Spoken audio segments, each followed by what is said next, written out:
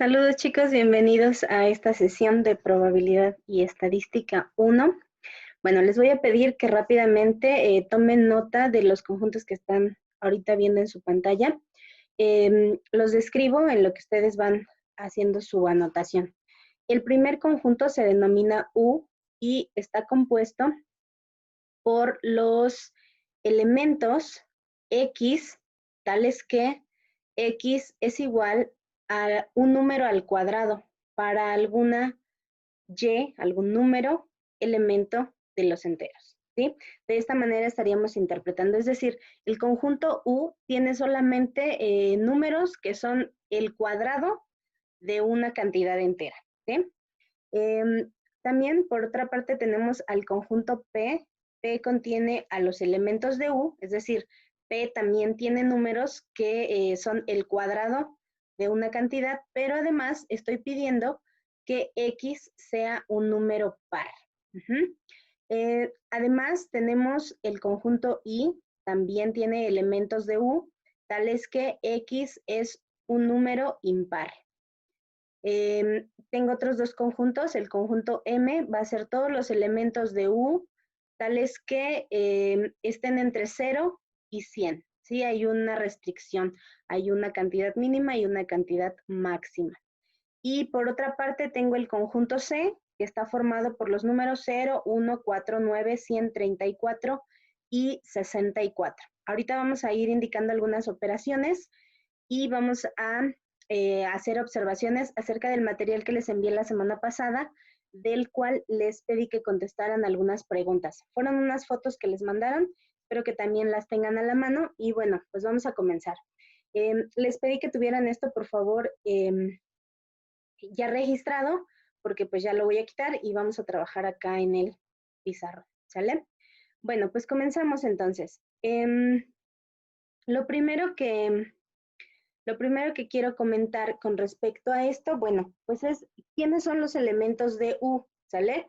Recuerden que en la notación que habíamos manejado, U era el conjunto universo o el conjunto total. ¿A qué nos referimos? Bueno, que de ahí es de donde vamos a estar tomando todos los elementos. No va a haber otro conjunto más grande que U. Si nosotros, por ejemplo, lo pudiéramos representar mediante un diagrama de Venn, que fue otro de los aspectos que también consideraron ustedes en la investigación de la clase del viernes, pues U sería el rectángulo, sería el total, ¿sale? Entonces, en este rectángulo vamos a representar a todo el universo, en este caso representado por la letra U. Además, ¿quiénes serían los elementos de U? Bueno, pues dice que son todos los X, tales que X es el cuadrado de algún número entero. Por ejemplo, ¿están de acuerdo que el 0 forma parte del universo? Porque 0 es el cuadrado precisamente de 0. Por ejemplo, el 1 también es un elemento de U, porque 1 al cuadrado, 1 es un entero, cuando lo elevo al cuadrado me da 1. O también podría ser el cuadrado de menos 1, ¿sí? Además, el número 4 es otro elemento, puesto que 2 al cuadrado o menos 2 al cuadrado dan como resultado 4 precisamente. Así puedo ir yo encontrando todos los números, es decir, tengo que elevar al cuadrado puros números enteros y el resultado es el que voy a colocar aquí adentro. Por ejemplo, el cuadrado de 6 sería 36, quiere decir que 36 forma parte de U, el 6 no, ¿vale? El 25, el 9, el 49, el 64, el 81, el 100, el 121, 144, y así podemos ir encontrando todos los cuadrados, y esos números van a estar en el conjunto universo. Ajá. Entonces imagínense que están ahí todos distribuidos, todos los cuadrados, no hay restricción, solo me pide que sea un número entero, ¿sí? Por ejemplo, en las relaciones que establecimos en aquella ocasión, el viernes, había una que hablaba acerca de pertenencia y estaba representada por este símbolo. Si yo tenía un elemento, por ejemplo, el 4, escribo esto y luego la letra U, entonces estoy diciendo que el 4 es un elemento de U o que el 4 pertenece al conjunto U. Si yo tuviera que describirlo verbalmente, diría el 4 es un número que es el cuadrado de un entero. Esto ya haciendo referencia precisamente a la característica de nuestro conjunto que estamos trabajando ahora. Ahora, hay números que pues no están incluidos en esta lista. Por ejemplo, el 2. Y yo digo, el 2 no es elemento de U. ¿Cómo puedo yo saber que no es elemento de U? Bueno, pues cuando yo considere cualquier número que forme parte de U y yo le extraiga la raíz cuadrada, la cantidad que represente la raíz cuadrada va a ser un número entero. Por ejemplo, la raíz de 1 pues es 1, la raíz de 4 es 2, son enteros. La raíz de 36 es 6, es un entero. La raíz de 144 es 12 y es un número entero. Pero si yo, por ejemplo, extraigo la raíz de 2, me va a quedar aproximadamente 1.41. Eso no es un entero. Por eso yo puedo afirmar que el 2 no es elemento de U. U considerado con la característica que ya mencionamos. Ahora, esta fue una de las relaciones. Deben identificar estos símbolos. Dice que pertenece o que forma parte del conjunto y este, pues dice lo contrario, que no pertenece o que no forma parte. Ahora, otra cosa que también mencionaban el material que les envié, hablaba acerca de los subconjuntos. Entonces, en los conjuntos que yo describí hace un momento, había un par de subconjuntos. Por ejemplo, hablábamos del conjunto P y decía que este tenía todos los elementos de U, o sea, puros elementos de U, puros números que son el cuadrado de un entero, pero que además esos números son números pares, ¿sale? Entonces, por ejemplo, un elemento de P sería el 0, que el 0 es par. ¿Cómo sé que es par? Bueno, porque lo puedo escribir, o más bien, porque lo puedo partir exactamente a la mitad, ¿sí? Entonces, la mitad de 0, pues es 0, por eso es un número par. No así el 1, si yo lo parto a la mitad, me queda 0.5 y eso no es una cantidad entera. Entonces, el 1 no forma parte de P. El 4 sería otro elemento de P. El 36 sería otro elemento de P. El 64, el 100, el 144. Y así puedo construir una lista con más elementos de P. ¿Sí? Entonces, yo puedo decir, por ejemplo, que P es un subconjunto de U, ¿vale? Esta C es como una C, pero más alargadita. Entonces, digo, P es subconjunto de U, ¿sí? Lo mismo sucede con el otro conjunto que venía abajo, que decía I. I tenía a todos los elementos de U, tales que ese elemento es impar. Ahora sí, puedo meter aquí al 1, al 25, al 9, al 49, al 81, al 121 y a una infinidad de más elementos, ¿sí? Aquí, por ejemplo, estoy colocando puntos suspensivos o 3 puntos porque en realidad pues no hay una cantidad finita de estos números, ¿sí? Ese es otro aspecto que también abordamos. Ahora, en la misma lista que describimos hace rato, viene un conjunto C. Entonces, en ese conjunto C, nosotros teníamos los siguientes elementos. C es el conjunto que tiene al 0, al 1, al 4, al 9, al 100, al 34 y al 64. ¿Sí? Todos estos elementos forman parte del conjunto C. Aquí por falta de espacio tuve que ponerlo abajo, pero la lista continúa, ¿sale? Entonces, mi pregunta aquí podría ser, ¿es el conjunto C un subconjunto de U? O sea, simbólicamente yo escribiría algo así.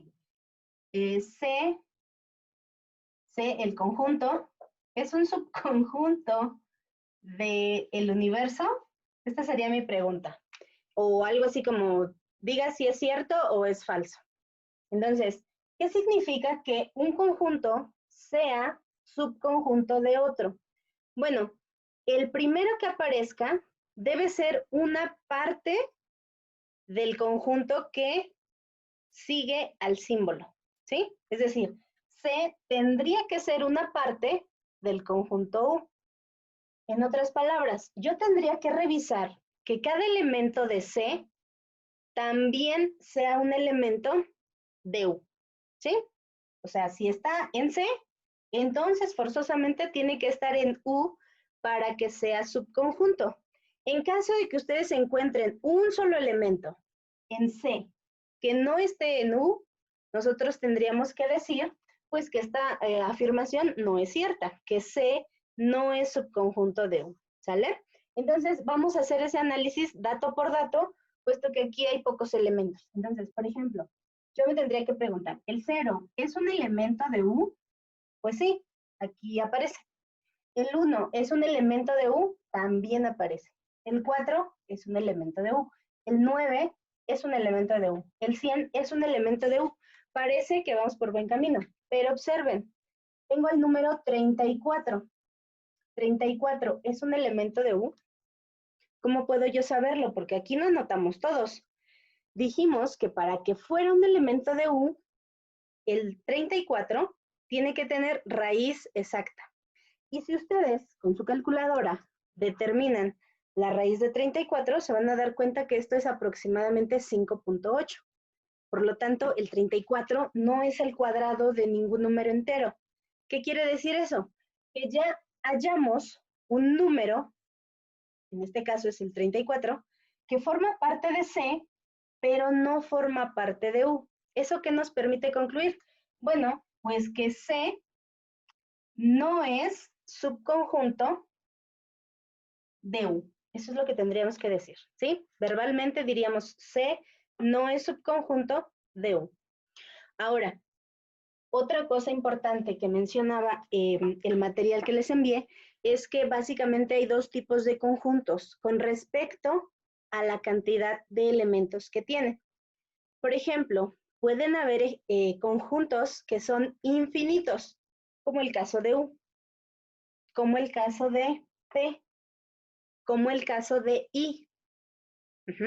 Todos esos tienen una cantidad infinita de elementos, pero hay otros, como el conjunto C, que tienen una cantidad finita de elementos. En este caso, por ejemplo, inclusive los podemos contar.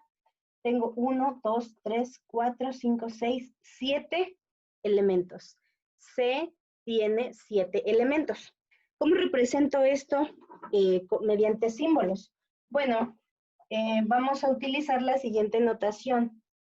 El número de elementos del conjunto C es igual a 7, ¿sí?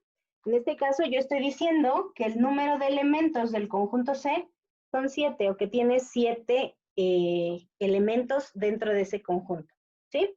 Ahora, vamos a trabajar nosotros, bueno, casi siempre con conjuntos que son finitos. Obviamente habrá ejercicios que se pueden desarrollar con conjuntos que no lo son, pero para no meternos en complicaciones vamos a trabajar con estos casos, ¿vale?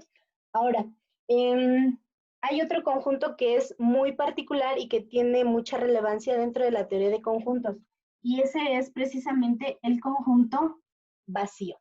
Lo representamos con la letra phi, letra griega, phi, y representa al conjunto vacío o al conjunto que no tiene nada, ¿sí? Otra manera de representar el conjunto vacío es colocando solo las llaves para indicar un conjunto, pero sin nada adentro, ¿sí? O sea, van a estar vacías, precisamente por eso se denomina así este conjunto. Ahora, otro de los aspectos que abordaba el material que se les presentó es las operaciones, o son las operaciones más bien, entre conjuntos. Entonces, de cierta manera, nosotros habíamos trabajado con operaciones aritméticas utilizando solamente, pues, números, obviamente. Ahora que estamos introduciendo este nuevo concepto de conjunto, bueno, pues también se pueden establecer operaciones entre ellos. Una de esas operaciones es la que se denomina la unión de conjuntos. La unión se va a representar mediante este símbolo, es como una U, pero un poco más ancha, ¿sí? Entonces, por ejemplo, si yo dijera la unión del conjunto P y el conjunto I, tendría que escribir P, unión, I, ¿sí? Ahora, una de las características de la unión es que es conmutativa, es decir, que si yo pongo I, unión, P, representan exactamente el mismo conjunto, ¿sí? Me van a dar los mismos elementos. Entonces, ¿qué es lo que va a tener el conjunto P unión I? Bueno, P unión I va a ser un conjunto también que tiene todos los elementos de P y todos los elementos de I. Aquí no los voy a colocar porque pues son una cantidad pues bastante grande. De hecho, yo tendría que decirlo de la siguiente manera. La unión de I y P es el conjunto de todos los X en el universo, tales que X está en I o X está en P. ¿Sí? Esto es lo que tendría que decir. Ahora, ¿quiénes son los elementos de I? Bueno, voy a mover un poquito.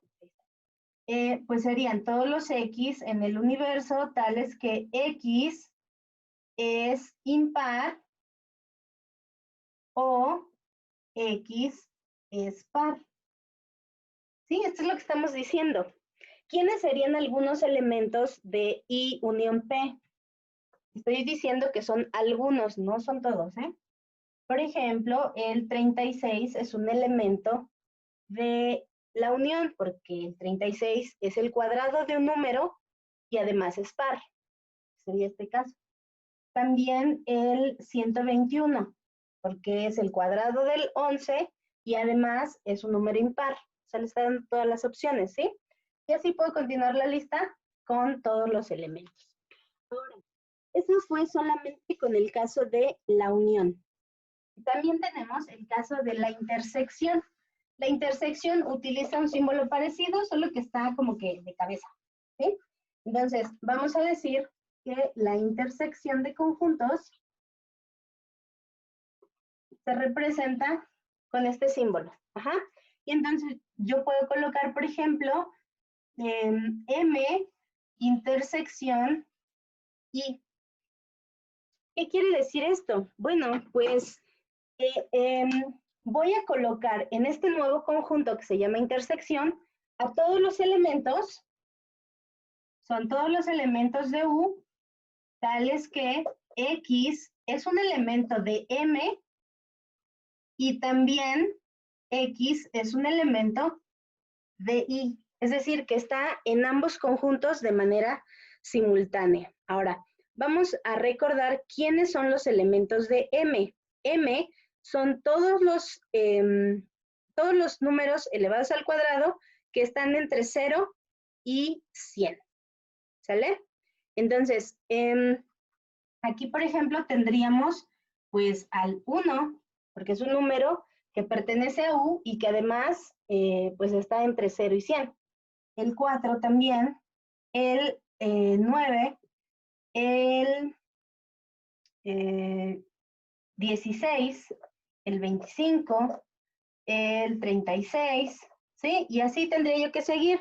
Por ejemplo, hasta el 81, que es 9 por 9, 81, y ahí se terminaría, ¿sale? Ahí se terminaría mi conjunto. Ahora, quiero que observen lo siguiente. Aquí apliqué solo una de las condiciones, que era que estaba en M. La otra que me dice que X tiene que ser un número impar. Hice esto a propósito porque así pasa a veces. Me concentro solo en una característica y la intersección me pide fijarme en dos cosas a la vez. Que esté en M, es decir, que esté entre 0 y 100, pero que además sea impar. Entonces, por ejemplo, el número 4 no puede estar en esta intersección. Sí está en M, sí está entre 0 y 100, pero no es un número impar, ¿sí? Lo mismo sucede con el 16, con el 36, con el 64, que yo debía haber considerado ahí, ¿sale? Entonces, tengan precaución en estos casos. La intersección debe cumplir las dos características de manera simultánea. Si una de las dos no se cumple, entonces ahí ya hay un error, ¿vale? Bueno, pues continuamos con la diferencia de conjuntos. La diferencia la representamos nosotros con un signo menos, igual que una resta normal, una resta común, ¿vale? Y tendríamos lo siguiente. La diferencia se representa con menos y, por ejemplo, yo puedo colocar C menos M. Ajá. Entonces, recordemos que C tenía todos los elementos que eran 0, 1, 4, 9, 100, 34 y 64, ¿sí? Y M dijimos que era todos los números entre 0 y 100 que estuvieran en el universo. Entonces, en este caso serían el 1, el 4, el 9, el 16, 25, 36, 49, 64, 81 y ya, terminamos, ¿sale? Esos son los elementos de M. Ahora, si estamos pidiendo la diferencia de C menos M, yo voy a colocar en este nuevo conjunto todos los elementos que estén en C, pero que no estén en M, ¿sí? Tengo que dejar a los elementos de C, pero voy a tachar aquellos que también estén en M. Vamos a ver cómo se hace. Yo me fijo en el 0 y está en C. Tengo que verificar que no esté en M para poderlo colocar dentro de la diferencia. Entonces, me fijo en el 0, no aparece en M. Quiere decir que el 0 sí forma parte de la diferencia. Me fijo en el siguiente elemento, es 1. Pero resulta que el 1 sí está en M. Entonces, este no lo voy a considerar porque está en M. Voy con el 4. El 4 está en C, pero también está en M. Eso hace que no lo pueda colocar en la diferencia. El 9 tiene la misma suerte. El 100 está en C, pero no aparece aquí abajo. Por lo tanto, lo puedo colocar en la diferencia.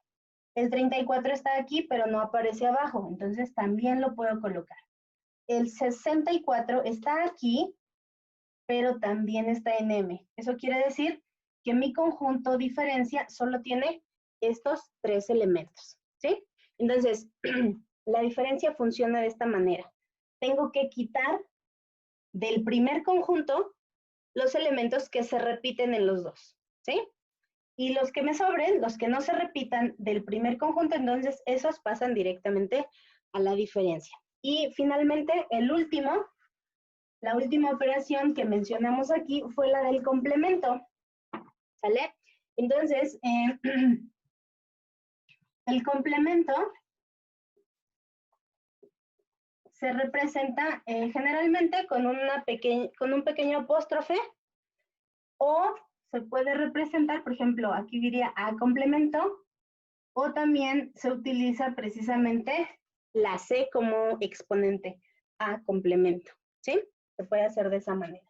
Ahora, vamos a ver, por ejemplo, quién sería el complemento del conjunto P.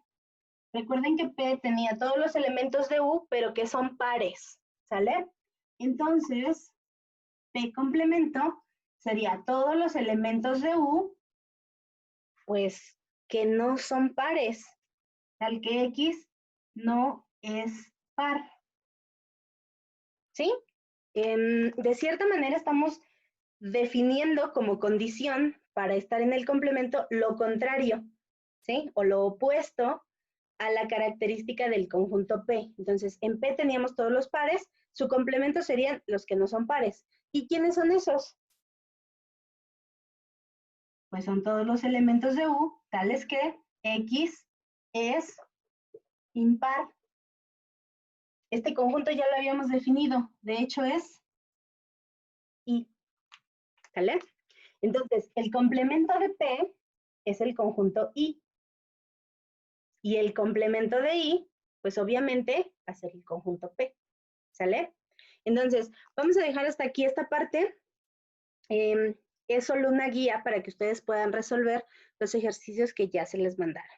Bueno, pues tengan linda tarde y espero sus resultados vía correo electrónico.